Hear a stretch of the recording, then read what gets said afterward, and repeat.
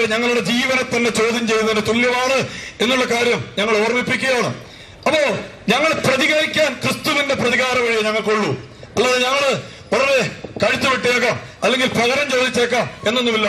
ക്രിസ്തു ഞങ്ങളെ പഠിപ്പിച്ചത് ഒരിക്കലും ഒരു വർഗീയതയുടെ പാതയല്ല, അല്ലെ? ക്രിസ്തു പല്ലിന് പകരം പല്ല്, കണ്ണിന് പകരം കണ്ണിന് പകരം കണ്ണ് എന്ന് ചിന്തിച്ചുകൊണ്ടിരുന്ന ഒരു ലോകത്തോട് പറഞ്ഞു, 1 മൈൽ ദൂരം പോകുന്നവരോട് കൂടി 2 മൈൽ ദൂരം പോകണം. നിന്റെ ഒരു കിരണത്തടിച്ചാൽ നീ വലത് കിരണം കൂടി കാണിച്ചു കൊടുക്കണം.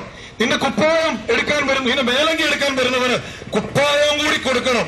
പക്ഷെ പ്രിയപ്പെട്ടവര്, ഈ ഒരു പ്രകാശം നിറഞ്ഞ ക്രിസ്തുവിന്റെ വചനങ്ങൾ അസ്തമിക്കാൻ ഈ ലോകത്ത് നിന്ന് ഈ പ്രകാശം അസ്തമിച്ചാൽ ഈ ലോകം ഇരുട്ടിലേക്ക് ആണ്ടുപോകും എന്നുള്ളതിൽ യാതൊരു സംശയവുമില്ല.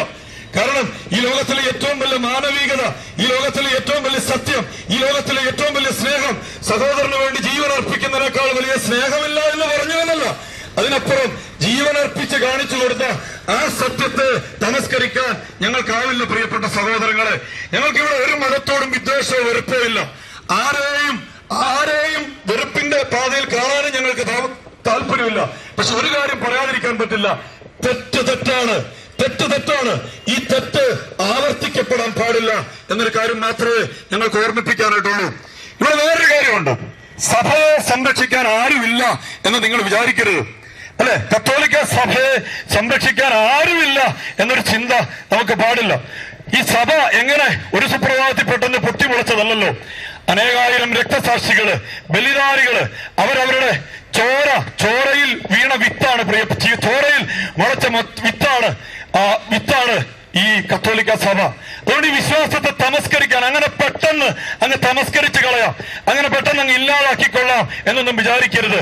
ഞങ്ങളെ സംരക്ഷിക്കുന്നത് ക്രിസ്തുവാ. പ്രിയപ്പെട്ടവരെ, ക്രിസ്തു ജീവിക്കുന്നു എന്ന സത്യമാണ് ഞങ്ങൾക്ക് നിങ്ങളോട് പറയാനായിട്ടുള്ളത് എന്നുള്ളൊരു കാര്യം ജീവനോടുകൂടി ഓർമ്മിപ്പിക്കുകയാണ്. ഈ അപ്പസ്തോല പ്രവർത്തനം എന്ന് പറയുന്നൊരു ഗ്രന്ഥമുണ്ട് ബൈബിളിൽ.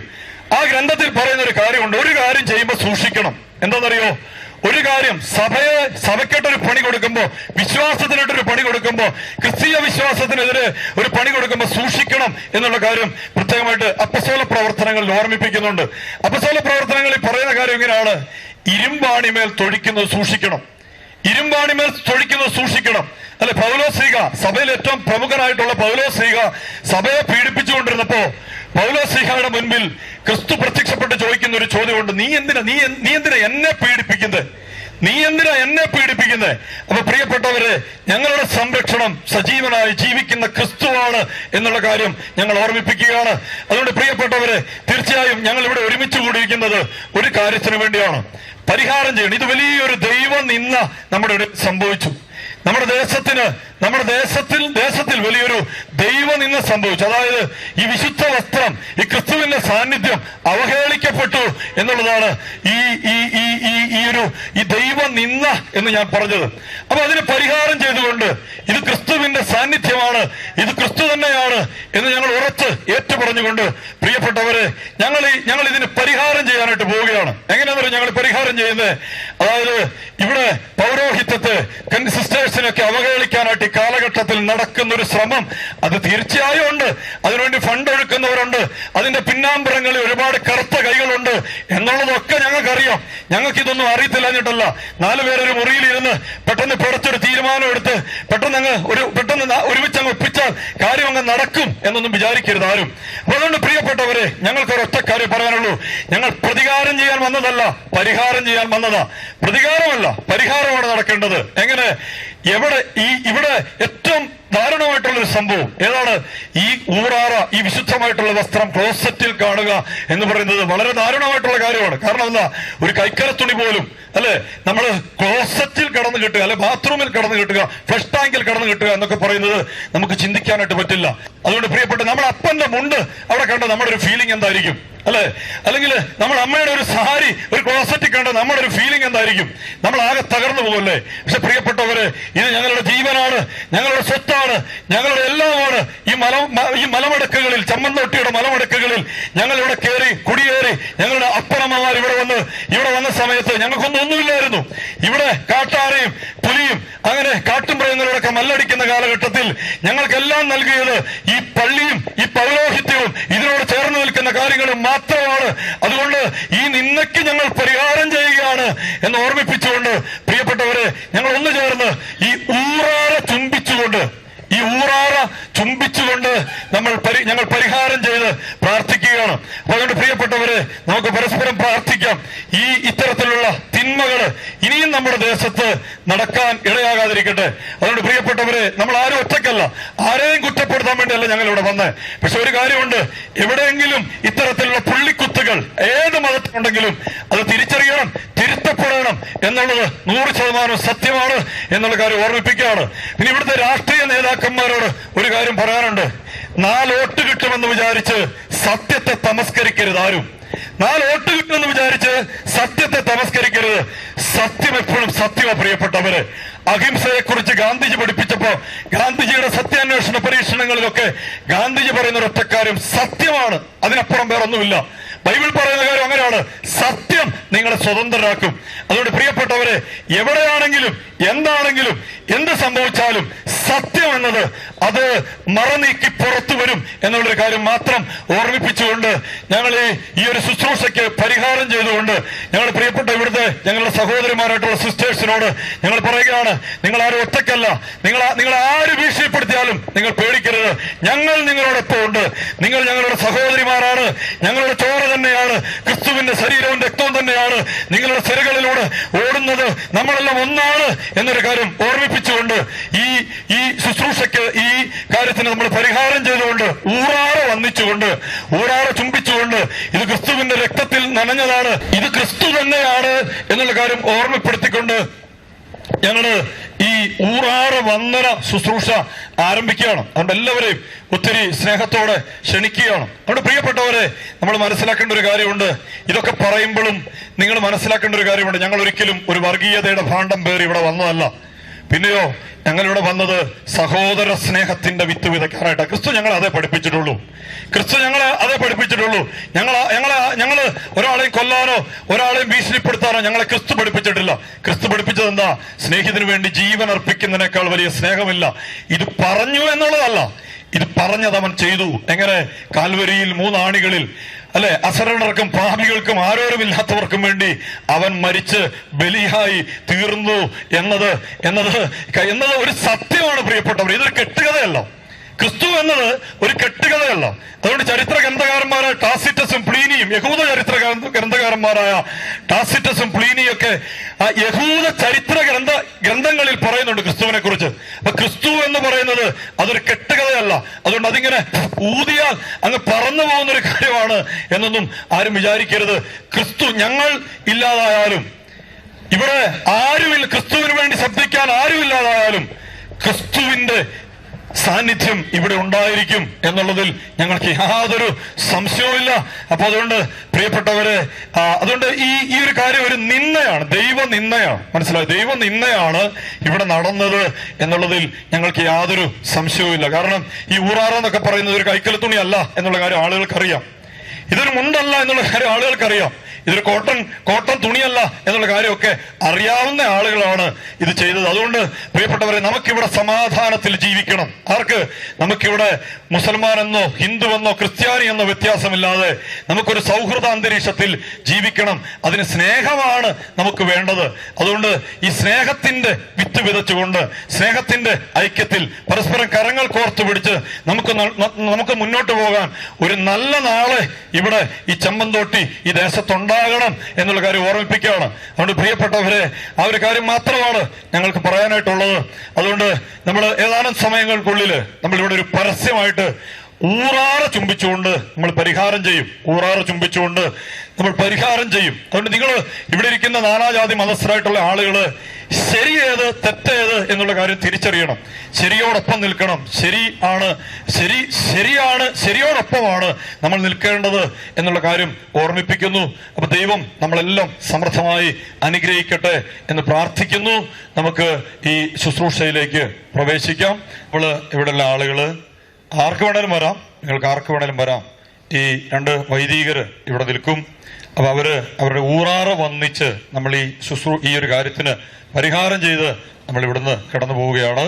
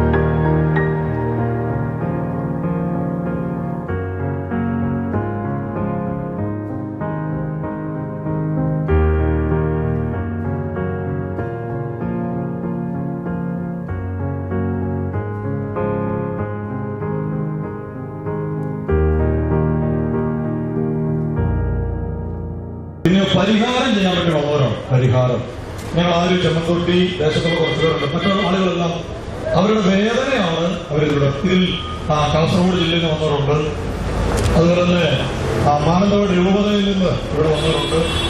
ഞങ്ങൾ ആരും വിളിച്ചു കൂട്ടിയിട്ട് ഞങ്ങൾ ഇവിടെ വന്നവരല്ല, മറിച്ച് ഞങ്ങളുടെ വേദനയാണ് ഞങ്ങൾ ഇവിടെ പങ്കുവെക്കുന്നത് എന്നുള്ളൊരു കാര്യം ഓർമ്മിപ്പിക്കുകയാണ്. ഇവിടെ പ്രിയപ്പെട്ടവരെ, നമുക്കിവിടെ ഒന്നിച്ചു വസിക്കണം. ഇവിടെ മുസ്ലിങ്ങൾ വേണം, ഹൈന്ദവർ വേണം, ക്രിസ്ത്യാനി വേണം. അതാണ് നമ്മുടെ വിജയം. നമ്മൾ മതം പലതാകുമ്പോഴും കടിച്ചു കീറാതെ സ്നേഹത്തോടു കൂടി വസിക്കുന്ന ആ പഴയ നല്ല നാളുകളെ നമുക്ക് വീണ്ടെടുക്കണം. അതിനാര് പരിശ്രമിക്കണം? അതിനാരാ പരിശ്രമിക്കേണ്ടതെന്ന് ചോദിച്ചു കഴിഞ്ഞാൽ, എവിടെയാണോ വർഗീയതയുടെ വിഷത്തിന്റെ വിത്തുകൾ കത്തിമുടക്കുന്നത് അത് കെടുത്തപ്പെടണം എന്നുള്ള കാര്യമാണ് ഞങ്ങൾക്ക് ഓർമ്മിപ്പിക്കാനായിട്ടുള്ളത്. അല്ലാതെ നമ്മൾ ഒരിക്കലും ഒരു സമൂഹത്തിന്റെ വളർച്ചയുടെ ലക്ഷ്യം സമൂഹം വളരുന്നത് വിഭാഗീയതയിലൂടെ അല്ല, മറിച്ചോ ക്രിസ്തുവിന്റെ സ്നേഹത്തിലൂടെയാണ്. അല്ലെ, ക്രിസ്തുവിന്റെ സ്നേഹത്തിലൂടെയാണ്. അതുകൊണ്ട് പ്രിയപ്പെട്ടവരെ, നമുക്ക് ഈ കാലഘട്ടത്തിൽ ഞങ്ങളെ സംബന്ധിച്ച് ക്രിസ്തീയത എന്ന് പറയുന്നത് ക്ഷമയാണ്, ഫൊർഗീവ്നെസ്. നമുക്കറിയത്തില്ല, ഈ നാളുകളിൽ ഭയങ്കര ഫേമസ് ആയിട്ടുള്ള FCC സ്ത്രീയുടെ കഥയുണ്ടായിരുന്നു, റാണി മരിയ.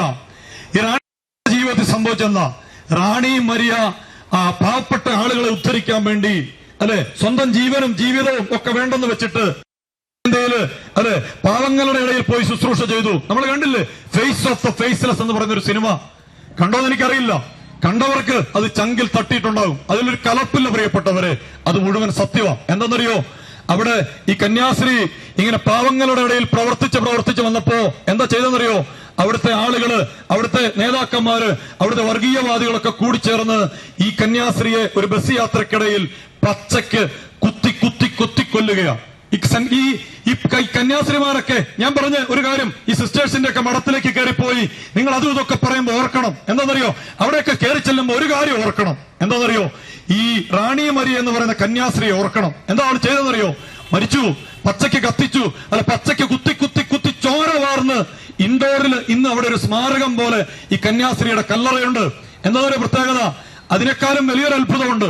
എറണാകുളത്ത് പുല്ലുവഴി എന്ന് പറയുന്ന ഒരു സ്ഥലത്തെ കുറിച്ച് നിങ്ങൾ അന്വേഷിക്കണം. അവിടെ ഈ കന്യാസ്ത്രീയുടെ കന്യാസ്ത്രീയുടെ അപ്പനും അമ്മയുണ്ട്. ഈ കന്യാസ്ത്രീയുടെ സഹോദരി ഒരു സിസ്റ്ററുണ്ട്, സിസ്റ്റർ സെൽമി. എനിക്കറിയാം സിസ്റ്ററിനെ. എന്താ ചെയ്തെന്നറിയോ? ഒരു രക്ഷാബന്ധൻ ദിനത്തില് ഈ കന്യാസ്ത്രീ ജയിലിലേക്ക് പോയി ഈ പച്ചയ്ക്ക് സ്വന്തം സഹോദരിയെ കുത്തി കൊന്ന ഒരൊറ്റ മുറിവാർന്ന് കൊലക്കളത്തിലേക്ക് ഇറക്കി കന്യാസ്ത്രീയുടെ ഈ സ്വന്തം അനിയത്തിയെ കൊലക്കുരുതി കൊടുത്ത ഈ കന്യാസ്ത്രീ സ്വന്തം ചേച്ചി ചെന്നിട്ട് ചെയ്ത് എന്താണെന്നറിയോ?